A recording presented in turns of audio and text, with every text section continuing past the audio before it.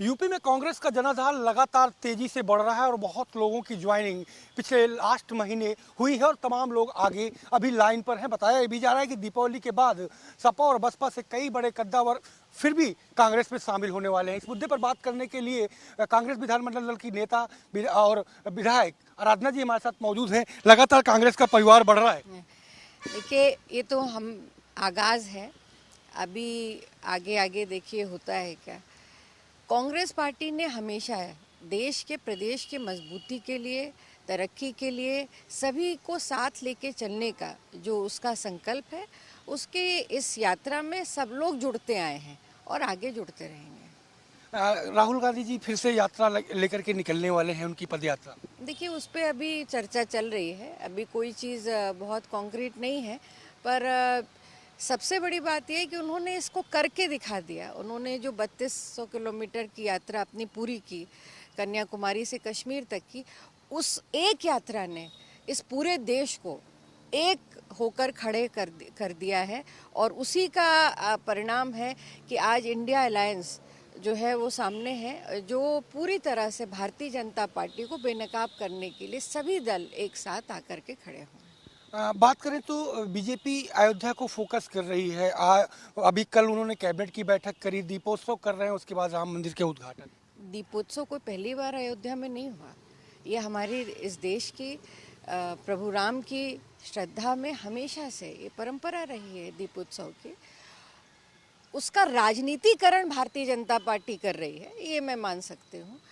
वहाँ पर अयोध्या में जाकर के कैबिनेट की बैठक करना, ये केवल प्रभु राम की महिमा को मैं मानती हूँ कि उसका भारतीय जनता पार्टी मार्केटिंग करने का भले ही प्रचार करे, पर जिस तरह से चुनाव में हमने देखा आंध्र प्रदेश, कर्नाटक में, कि उन्होंने पूरी तरह से प्रयास किया बजरंगबली को की मार्केटिंग करने का, पर ऐसी गदा चली बजरंगबली के साफ हो गए। तो मुझे पूरा विश्वास है कि जब जब आप अच्छी श्रद्धा से प्रभु की आराधना करते हैं तो प्रभु स्वीकार करते हैं। जब जब आप किसी गलत उद्देश्य से उनकी प्रार्थना करते हैं तो प्रभु ऐसे ही गदा चलाते हैं। तो मुझे विश्वास है कि कांग्रेस पार्टी की सच्ची श्रद्धा, हमारी सच्ची श्रद्धा हमेशा से अयोध्या में रही है, प्रभु राम में रही है, तो उनका आशीर्वाद हमारे साथ। अब श्रद्धा की बात करें तो मध्य प्रदेश समेत 5 राज्यों में इलेक्शन है, विधानसभा के चुनाव हैं। कांग्रेस अपने को कितना को मजबूत देख रही है, जबकि आपके अलायंस के ही जो दल हैं वो आपको चुनौती दे रहे हैं। देखिए, मध्य प्रदेश में कुशासन की परिकाष्ठा है। जिस तरह से वहाँ का लॉ एंड ऑर्डर ध्वस्त हो चुका है, खासकर महिलाओं पर हो रहे अपराध, दलितों पर, ट्राइब्स पर जिस तरह से अपराध हो रहे हैं, देश देख रहा है, दुनिया देखा है। बहुत ही अपमानजनक फुटेज हम लोगों ने देखे। उसके साथ साथ जिस तरह से भ्रष्टाचार में पूरी सरकार लिप्त है, तो ये पूरी तरह से एक एंटी इनकम्बेंसी का जो माहौल वहाँ बना हुआ है। आपस में किस तरह का विरोधाभास है कि भारतीय जनता पार्टी को अपने मंत्रियों को दिल्ली से उनको भेज करके अब वो चुनाव लड़ा रही है मध्य प्रदेश में। उनके पास प्रदेश में कोई इस साफ छवि का उनके पास कैंडिडेट ही नहीं रह गया, उनको इम्पोर्ट करना पड़ रहा है।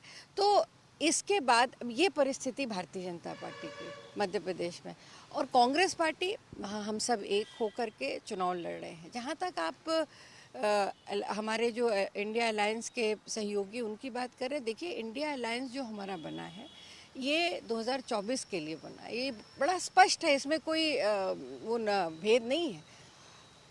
प्रदेश के चुनाव हैं जहाँ सब आपस में बैठ के बात करके 2024 हमारा टारगेट, प्रदेश का चुनाव तो हम बातचीत करके लड़ लेंगे। अंतिम सवाल मेरा कि बीजेपी लोकसभा चुनाव को लेकर के पिछड़ों का सम्मेलन करने जा रही है, हर विधानसभा से 2000 लोगों को लाने का उनका टारगेट किया गया। जाति जनगणना क्यों नहीं कराती भारतीय जनता पार्टी? क्यों नहीं करा रही? किस बात से डर रही है? पिछले 9.5 साल, सब तो 10 साल पूरा होने वाला, और दोबारा उनको तीसरी बार उन्हें वापस भी नहीं आना है। क्यों नहीं उन्होंने जाति जनगणना कराई?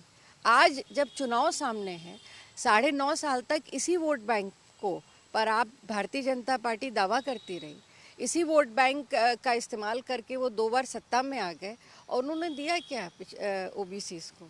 उन्होंने धोखे के अलावा कुछ नहीं किया।